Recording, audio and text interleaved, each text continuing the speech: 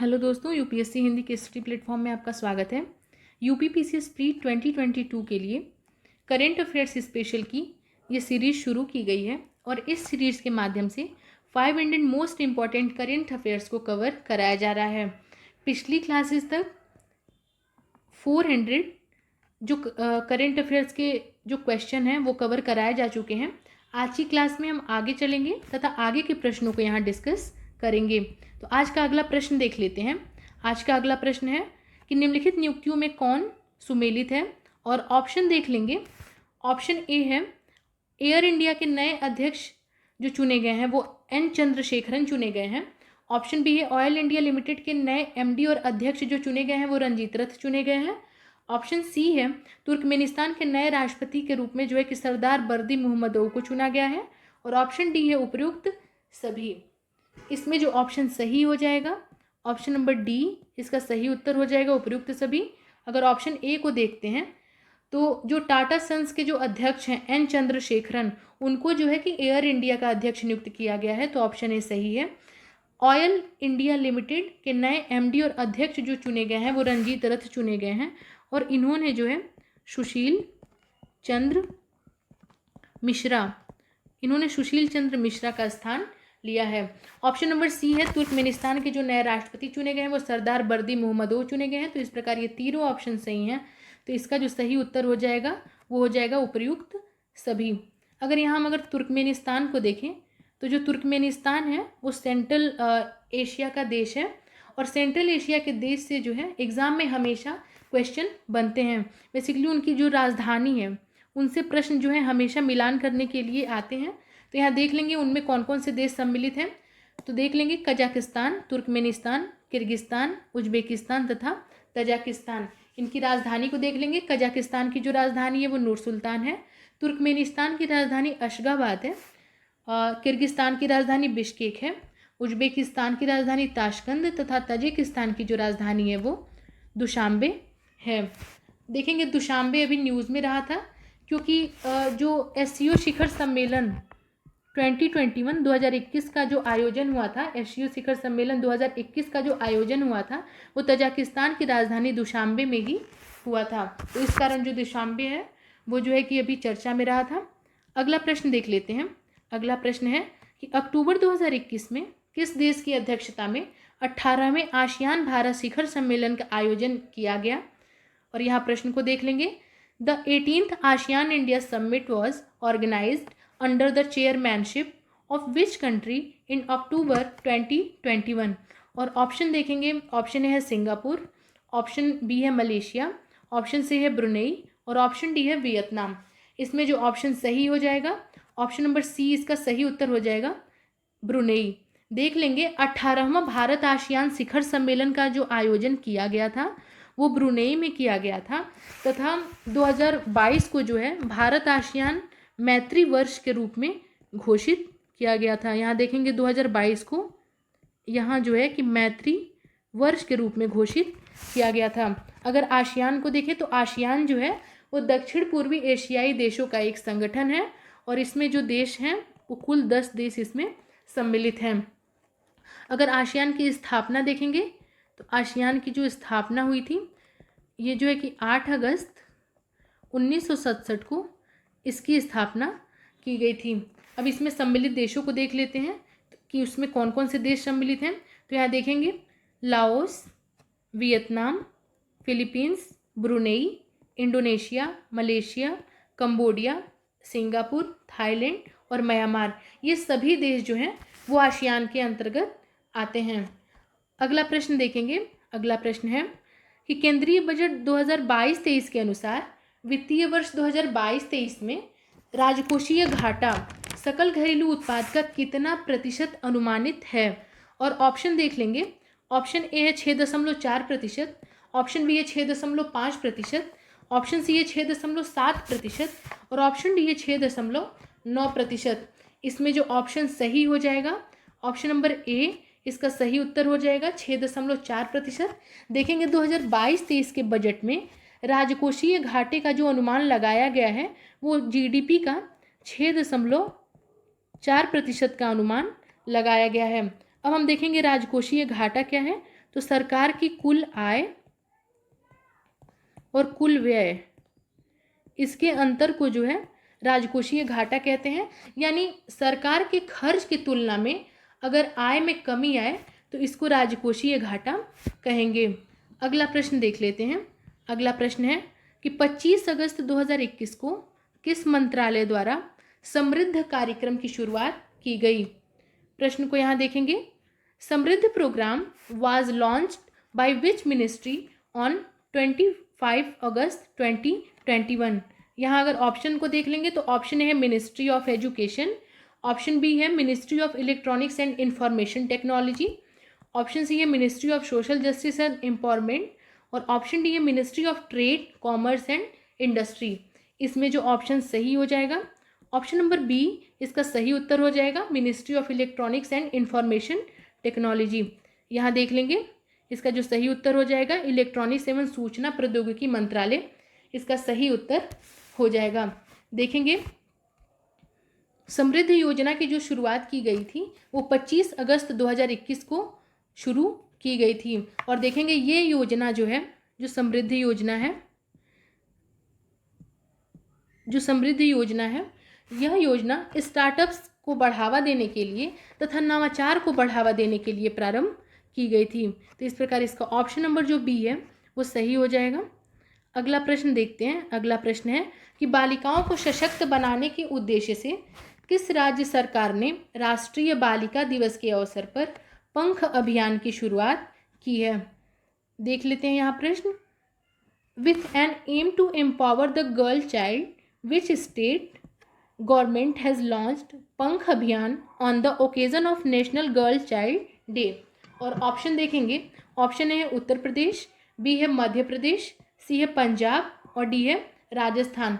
इसका जो ऑप्शन सही हो जाएगा option number B Madhya Pradesh, इसका सही उत्तर हो जाएगा।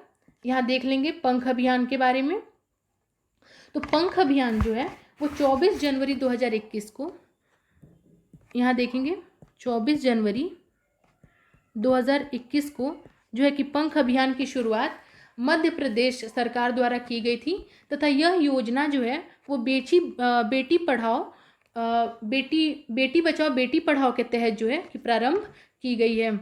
यहाँ इसको देख सकते हैं कि मध्य प्रदेश सरकार ने 24 जनवरी जो है 2021 को एमपी पंख योजना की शुरुआत की है तथा यह जो है कि बेटी बचाओ बेटी पढ़ाओ योजना के तहत इसकी शुरुआत की गई है। और इसका जो मुख्य उद्देश्य है वो बालिकाओं के सशक्तिकरण और विकास में सहायता प्रदान करना है। यहाँ देख लेंगे बेटी बचाओ बेटी पढ़ाओ की शुरुआत कब की गई थी। तो इसकी शुरुआत जो है कि बालिकाओं के सशक्तिकरण के लिए 22 जनवरी 2015 को बेटी बचाओ बेटी पढ़ाओ की शुरुआत की गई थी और उसी के अंतर्गत जो है एमपी पंख योजना की शुरुआत भी मध्य प्रदेश सरकार द्वारा की गई है। अगला प्रश्न देखेंगे। अगला प्रश्न है कि 16 अक्टूबर 2021 को अमेरिकी अंतरिक्ष एजेंसी नासा ने किस ग्रह के ट्रोजन क्षुद्रग्रहों के अध्ययन हेतु लूसी मिशन को लॉन्च किया है। यहाँ देख लेंगे। On 16 October 2021 the US space agency NASA launched Lucy mission to study Trojan asteroids of which planet. और ऑप्शन इसमें देख लेंगे। ऑप्शन ए है वीनस, ऑप्शन बी है मार्स, ऑप्शन सी है सैटर्न और ऑप्शन डी है जुपिटर। इसका जो आंसर सही हो जाएगा ऑप्शन नंबर डी, इसका सही उत्तर हो जाएगा जुपिटर। यहाँ देख लेंगे इसका जो सही उत्तर हो जाएगा ऑप्शन डी यानी बृहस्पति, इसका सही उत्तर हो जाएगा। देखेंगे जो लूसी मिशन जो है वो बृहस्पति ग्रह के ट्रोजन क्षुद्र ग्रहों का अध्ययन करने के लिए नासा द्वारा भेजा गया पहला मिशन है।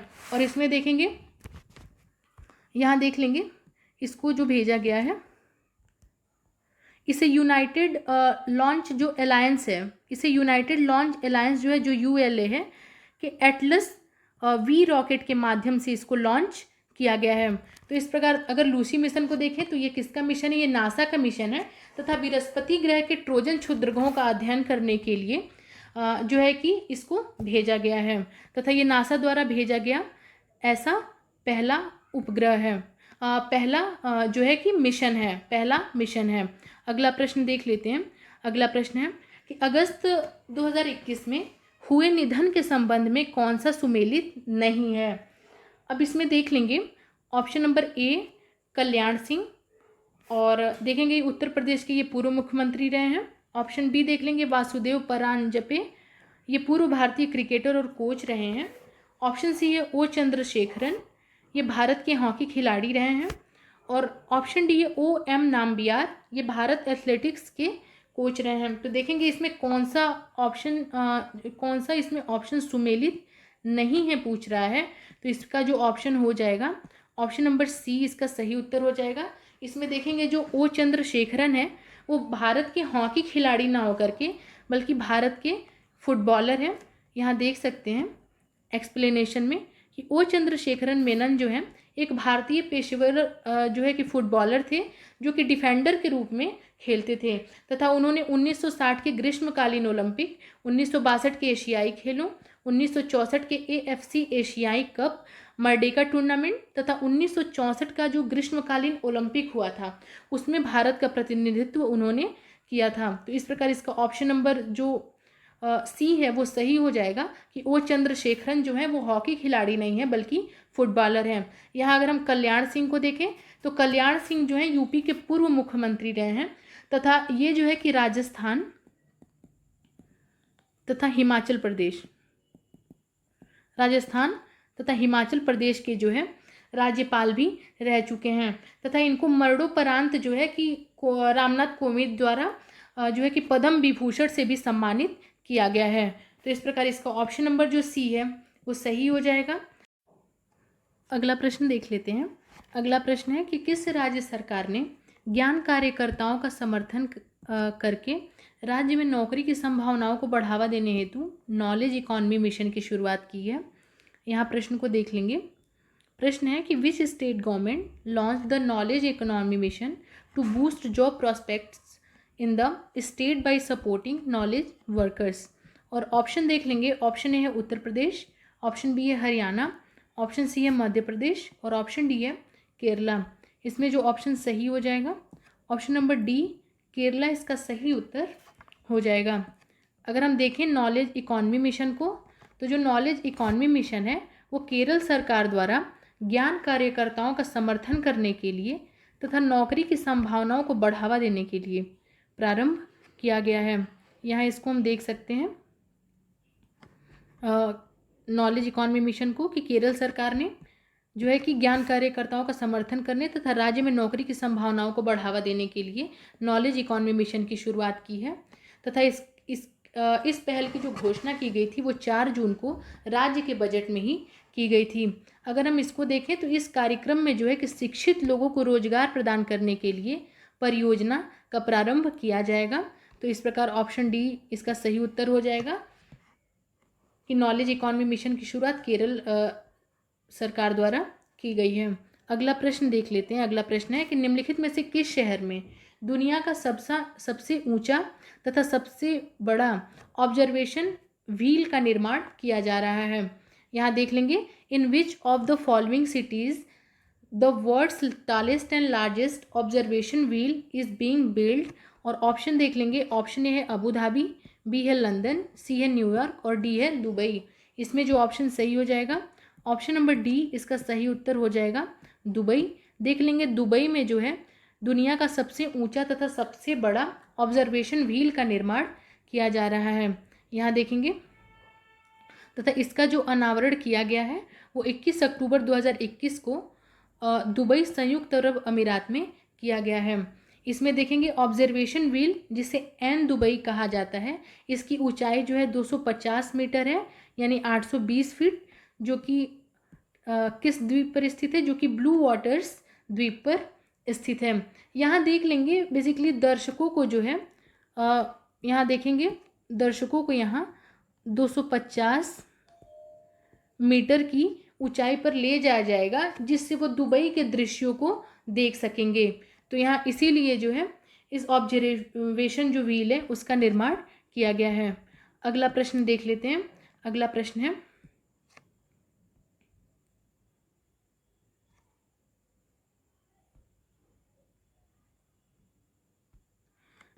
है कि किस मंत्रालय द्वारा पोषण सुरक्षा के उद्देश्य से आहार क्रांति मिशन की शुरुआत की गई है।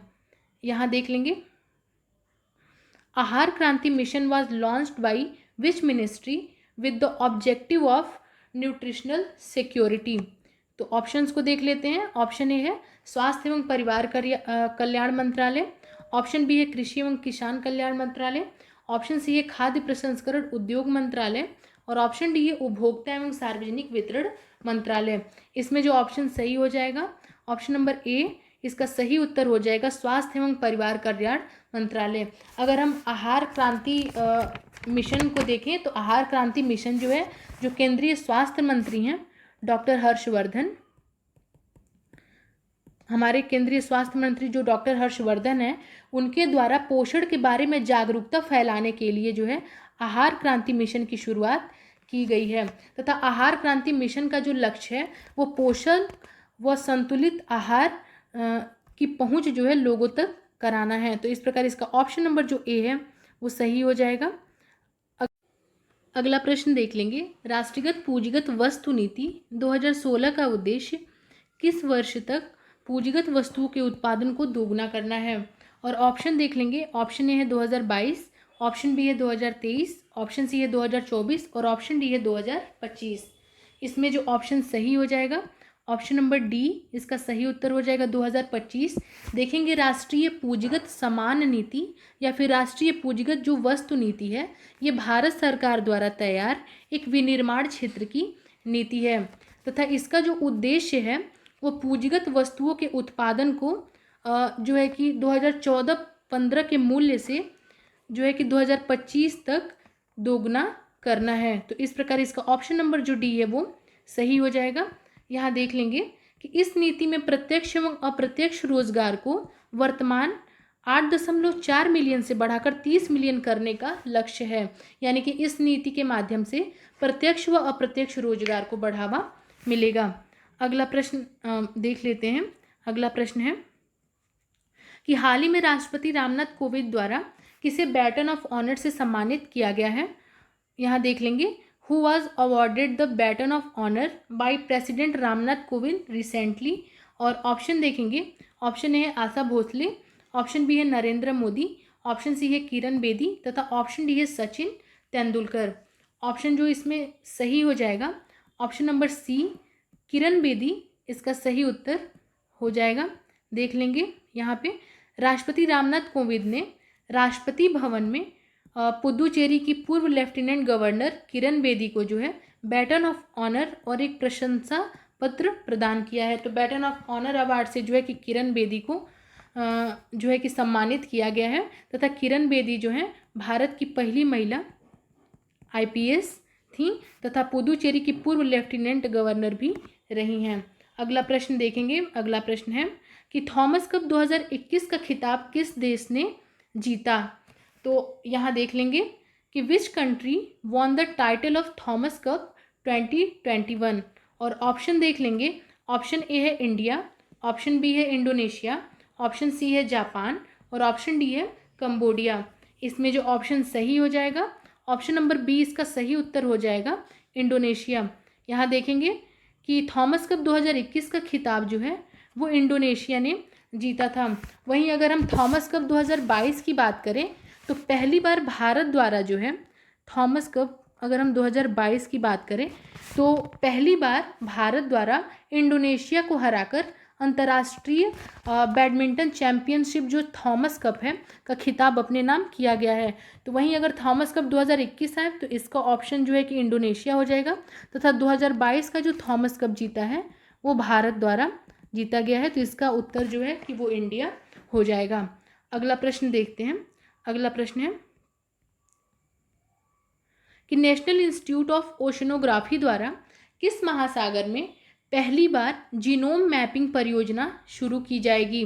यहाँ देख लेंगे प्रश्न को, in which ocean genome mapping project will be launched for the first time by the national institute of oceanography. और देख लेंगे ऑप्शन, ऑप्शन ए है इंडियन ओशियन, ऑप्शन बी है अटलांटिक ओशियन, ऑप्शन सी है पैसिफिक ओशियन तथा option D है Arctic Ocean. इसमें जो ऑप्शन सही हो जाएगा, ऑप्शन नंबर ए इसका सही उत्तर हो जाएगा, यानी कि इंडियन ओशियन। देखेंगे यहाँ ऑप्शन जो इसका सही हो जाएगा हिंद महासागर, इसका सही उत्तर हो जाएगा। इसमें देख लेंगे कि राष्ट्रीय समुद्र विज्ञान संस्थान जो NIO है, उसने हिंद महासागर में अपनी तरह की पहली जीनोम मैपिंग परियोजना शुरू करने की योजना बनाई है। और देखेंगे लगभग 5 किलोमीटर की औसत गहराई पर समुद्र के कई हिस्सों से शोधकर्ताओं द्वारा जो है जीनोम मैपिंग के द्वारा नमूनों को एकत्र किया जाएगा। तो इस प्रकार देख लेंगे कि जो NIO द्वारा जो है जीनोम मैपिंग परियोजना किस महासागर में शुरू की जाएगी, तो इसका ऑप्शन जो है कि हिंद महासागर सही ऑप्शन हो जाएगा। अगला प्रश्न देखेंगे। अगला प्रश्न है कि हाल ही में केंद्र सरकार ने खाद्य सुरक्षा के लाभार्थियों की सुविधा में विस्तार के लिए किस ऐप को लॉन्च किया है। और ऑप्शन देखेंगे, ऑप्शन ए है मेरा अधिकार, ऑप्शन बी है मेरा राशन, ऑप्शन सी है खाद्य सारथी तथा ऑप्शन डी है ई संपदा। यहाँ देख लेंगे प्रश्न को, यहाँ देख लेंगे उत्तर को। अगर एक्सप्लेनेशन यहाँ देख लेंगे तो देश में one nation one ration card की प्रणाली की सुविधा के लिए देखेंगे सरकार ने जो है निकटतम उचित मूल्य की दुकान की पहचान करने में नागरिकों को लाभान्वित करने के लिए मेरा राशन मोबाइल ऐप लॉन्च किया है।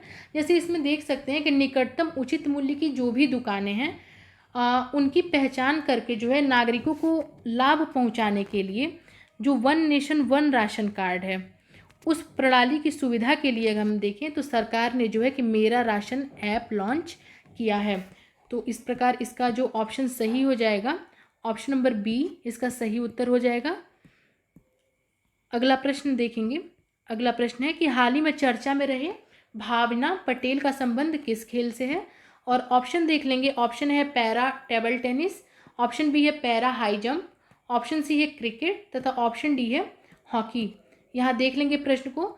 Bhavina Patel who was in the news recently is related to which sports. तो ऑप्शन देख लेंगे। ऑप्शन ए है para table tennis, option B है para high jump, option C है क्रिकेट और ऑप्शन डी है हॉकी।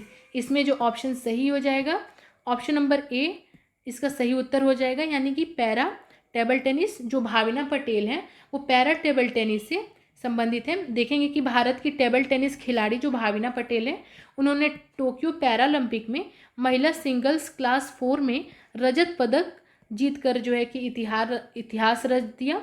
और वहीं देखेंगे अगर टोक्यो पैरालंपिक को तो 16वें जो ग्रीष्मकालीन जो 16वां टोक्यो पैरालंपिक हुआ था उसका आयोजन जो है कि जापान की राजधानी टोक्यो में किया गया था तथा भारत द्वारा उसमें जो है कि कुल 19 पदक जीते गए थे। तो इस प्रकार भावना पटेल जो हैं वो टेबल टेनिस की खिलाड़ी हैं भारत की। अगला प्रश्न देखते हैं। अगला प्रश्न है कि अब्दुल रज्जाक गुरनाह को वर्ष 2021 का साहित्य का नोबेल पुरस्कार प्रदान किया गया और उनका संबंध जो है वो किस देश से है। और इसमें हम ऑप्शन देख लेंगे। ऑप्शन ए है तजाकिस्तान, ऑप्शन बी है तस्मानिया, ऑप्शन सी है तंजानिया और ऑप्शन डी है तुर्कमेनिस्तान। यहाँ देख लेंगे Abdul Razak Gurnah was awarded the Nobel prize in literature for the year 2021। He is related to which country. यहाँ देख लेंगे ऑप्शन ए है तजिकिस्तान, बी है तस्मानिया, सी है तंजानिया और डी है तुर्कमेनिस्तान। इसमें जो ऑप्शन सही हो जाएगा ऑप्शन नंबर सी तंजानिया इसका सही उत्तर हो जाएगा। देख लेंगे यहाँ जो तंजानिया के उपन्यासकार हैं अब्दुल रज्जाक गुरनाह को जो है 2021 का साहित्य का नोबेल मिला है तथा उन्हें उपनिवेशवाद के प्रभावों और संस्कृतियों वो महाद्वीपों के बीच की खाई में शरणार्थियों की स्थिति के करुणामय चित्रण को लेकर ये सम्मान मिला है तथा उन्होंने जो अपने उपन्यास हैं उनमें शरणार्थियों का मार्मिक वर्णन किया है। तो इसमें देखेंगे इसी वजह से जो है जो उपन्यासकार हैं अब्दुल रज्जाक गुरनाह उनको जो है कि 2021 का साहित्य का नोबेल पुरस्कार दिया गया है तथा उनका संबंध जो है तंजानिया से है। अगर हम तंजानिया की राजधानी देखें तो तंजानिया की राजधानी जो है वो डोडोमा है। इसको ध्यान देंगे। अगला प्रश्न देख लेते हैं। अगला प्रश्न है ग्रामीण महिलाओं को सहायता प्रदान करने हेतु किस राज्य सरकार द्वारा मिशन वात्सल्य की शुरुआत की गई है। प्रश्न देखेंगे, mission Vatsalya was started by which state government to provide assistance to rural women. और ऑप्शन देख लेंगे, ऑप्शन ए है मध्य प्रदेश, ऑप्शन बी है महाराष्ट्र, ऑप्शन सी है हरियाणा तथा ऑप्शन डी है चंडीगढ़। इसमें जो ऑप्शन सही हो जाएगा ऑप्शन नंबर बी इसका सही उत्तर हो जाएगा, महाराष्ट्र। देखेंगे वात्सल्य योजना की जो शुरुआत की गई है वो जो है महाराष्ट्र सरकार के द्वारा की गई है, तो इस प्रकार इसका ऑप्शन नंबर जो बी है वो सही हो जाएगा। देखेंगे महाराष्ट्र सरकार ने कोविड-19 में पति को खोने के वाली महिलाओं की मदद करने के लिए मिशन वात्सल्य की जो है कि शुरुआत की है। यानी कि जो ऐसी महिलाएं थी जिन्होंने कोविड में जो है कि अपने जिनके पति की मृत्यु हो गई थी उनकी मदद के लिए जो है कि मिशन वात्सल्य योजना की शुरुआत महाराष्ट्र सरकार द्वारा की गई है तथा मिशन वात्सल्य उन महिलाओं को एक छत के नीचे कई सेवाएं और लगभग 18 लाभ जो है कि प्रदान करेगा। अगला प्रश्न देखते हैं। अगला प्रश्न है कि हाल ही में भारतीय reserve bank note Mudran private limited द्वारा वर्डिका नामक एक स्याही निर्माण इकाई की स्थापना कहाँ पर की गई है। तो स्थान बताना है। यहाँ देख लेंगे कि where has the Reserve Bank of India note Mudran private limited recently stabilized and ink manufacturing unit named Varnika. और ऑप्शन देख लेंगे, ऑप्शन ए है पुणे, बी है अमरावती, सी है नासिक तथा डी है मैसूर। और ऑप्शन जो इसका सही हो जाएगा ऑप्शन नंबर डी इसका सही उत्तर हो जाएगा, मैसूर कर्नाटक में। देखेंगे भारतीय reserve bank note Mudran private limited जो है बैंक नोट की सुरक्षा बढ़ाने के लिए जो है कि 1500 मैट्रिक टन की वार्षिक स्याही निर्माण क्षमता के साथ मैसूर में जो है कि स्याही निर्माण इकाई की स्थापना की गई है। और इसका जो नाम है इसका नाम जो है कि इसका नाम वर्डिका रखा गया है। तो इस प्रकार ऑप्शन इसका जो सही हो जाएगा ऑप्शन नंबर डी इसका सही उत्तर हो जाएगा। अगला प्रश्न देखेंगे। अगला प्रश्न है कि 2021 में विश्व आर्थिक मंच के वार्षिक सतत विकास प्रभाव शिखर सम्मेलन 2021 का आयोजन किस शहर में किया गया। और यहाँ ऑप्शन देख लेंगे, ऑप्शन ए है पेरिस, बी है न्यूयॉर्क, सी है जेनेवा तथा डी है लंदन। यहाँ देख लेंगे, in which city was the World Economic Forum's annual Sustainable Development Impact Summit 2021 held in 2021। तो ऑप्शन देख लेंगे, ऑप्शन है पेरिस, बी है न्यूयॉर्क, सी है जेनेवा और डी है लंदन। इसमें जो ऑप्शन सही हो जाएगा ऑप्शन नंबर सी जेनेवा इसका सही उत्तर हो जाएगा। यहाँ देख लेंगे जो है कि यहाँ देखेंगे 20 से 23 सितंबर 2021 के मध्य जो है वार्षिक सतत विकास प्रभाव शिखर सम्मेलन 2021 जो है वो जेनेवा स्विट्ज़रलैंड में आयोजित किया गया। यहाँ देख लेंगे जेनेवा स्विट्ज़रलैंड में आयोजित किया गया तथा इस वर्ष का जो आयोजन किया गया समावेशी रूप से अर्थव्यवस्थाओं के सुधार पर केंद्रित था। और यहाँ देखेंगे और इसका आयोजन विश्व आर्थिक मंच के द्वारा किया गया, यानी कि वर्ल्ड इकोनॉमिक फोरम द्वारा। वर्ल्ड इकोनॉमिक फोरम को देख लें तो ये जो है इसकी स्थापना जो है वो 1971 में की गई थी तथा ये जो है कि गैर लाभकारी संगठन है। जो विश्व आर्थिक मंच है वो एक गैर लाभकारी संगठन है। अगला प्रश्न देख लेते हैं। अगला प्रश्न है कि निम्नलिखित में से किस पनडुब्बी को प्रोजेक्ट 75 के तहत चौथी पनडुब्बी के रूप में शामिल किया गया है। अब इसमें देखेंगे ऑप्शन, और ऑप्शन देख लेंगे। ऑप्शन ए है INS वागीर, ऑप्शन बी है INS वेला, ऑप्शन सी है INS खरंज और ऑप्शन डी है INS खंडेरी। यहाँ प्रश्न को देख लेंगे कि which of the following submarine has been inducted as the 4th submarine under project 75। तो इसमें भी ऑप्शन देखेंगे। ऑप्शन है INS वागीर, ऑप्शन बी है INS वेला, ऑप्शन सी है INS खरंज और ऑप्शन डी है INS खंडेरी। तो इसमें जो ऑप्शन सही हो जाएगा ऑप्शन नंबर बी इसका सही उत्तर हो जाएगा INS वेला। अगर हम देखें प्रोजेक्ट 75 को, तो जो प्रोजेक्ट 75 है यहाँ देख लेंगे जो प्रोजेक्ट 75 है, ये मुंबई स्थित मजगांव डाक शिप बिल्डर्स तथा फ्रांस के नेवल ग्रुप की सहायता से जो है इसका प्रारंभ किया गया है, प्रोजेक्ट 75 का। और इसके अंतर्गत कलवरी श्रेणी के जो है कि 6 पनडुब्बियों का निर्माण किया जा रहा है तथा इन पनडुब्बियों का नाम देख लेते हैं। कलवरी, खंडेरी, करंज, वेला, वागीर और वागशीर। देखेंगे जो INS वेला है वो प्रोजेक्ट 75 के तहत जो कलवरी श्रेणी की 6 पनडुब्बियों में से चौथी श्रेणी की पनडुब्बी है। और इसके पहले जो है कि करंज, खंडेरी तथा कलवरी ये इन पनडुब्बियों का को जो है कि शामिल किया जा चुका है। देखेंगे ये पनडुब्बियाँ जो हैं ये इस स्कॉर्पियन श्रेणी की पनडुब्बियों पर आधारित हैं। तो इस प्रकार इसका ऑप्शन जो सही हो जाएगा कि जो चौथी प्रोजेक्ट 75 के तहत जो चौथी पनडुब्बी के रूप में जिसको शामिल किया गया है वो जो है कि INS वेला है। और इसके पहले हम देख लेंगे कलवरी, खंडेरी, करंज और चौथी अभी शामिल किया गया वेला तथा 2 अभी बाकी हैं, वागीर तथा वागशीर। इनको जो है प्रोजेक्ट 75 के तहत जो है इनका निर्माण किया जा रहा है। अगला प्रश्न देख लेंगे। अगला प्रश्न है कि यूनिसेफ द्वारा जारी चिल्ड्रन क्लाइमेट रिस्क इंडेक्स 2021 के संबंध में निम्नलिखित में से कौन सा कथन सही है। और ऑप्शन देख लेंगे।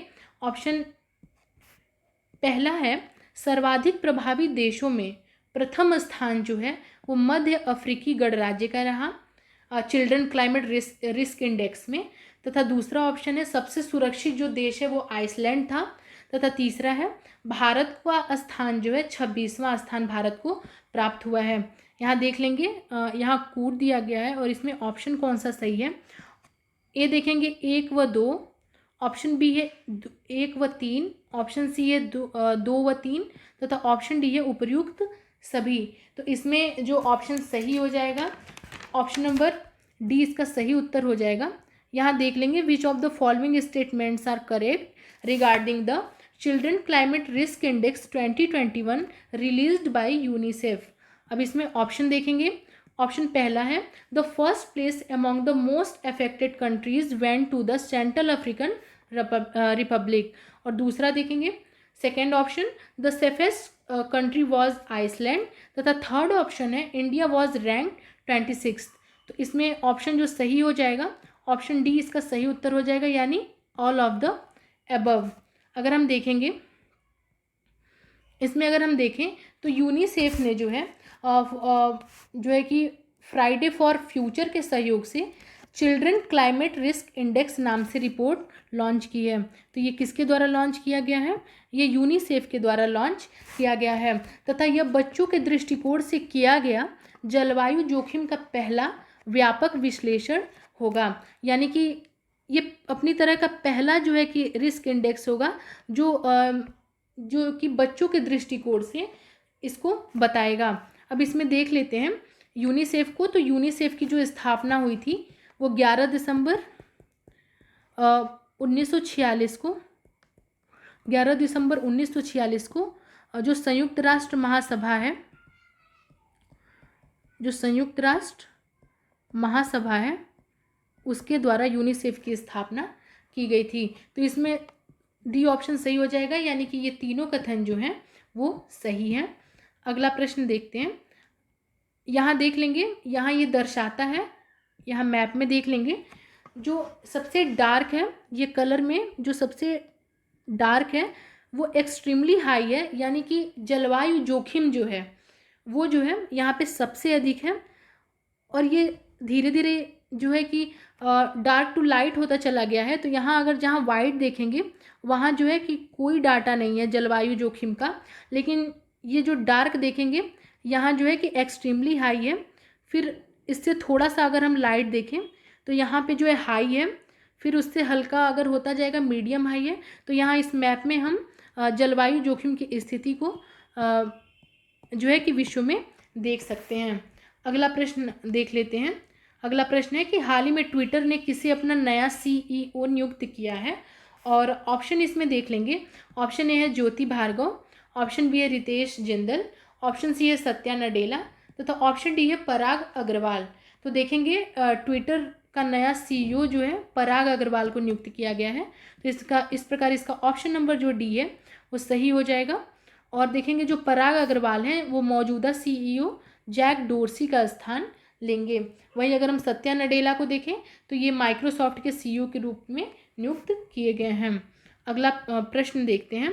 अगला प्रश्न है कि जलवायु परिवर्तन की चुनौतियों पर विचार विमर्श करने के लिए COP26 वैश्विक जलवायु सम्मेलन का आयोजन कहाँ किया गया। और ऑप्शन देखेंगे, ऑप्शन ए है रोम, ऑप्शन बी है पेरिस, ऑप्शन सी है ग्लासगो और ऑप्शन डी है ओस्लो। यहाँ प्रश्न को देख लेंगे। Where was the COP26 global climate conference held to discuss the challenges of climate change.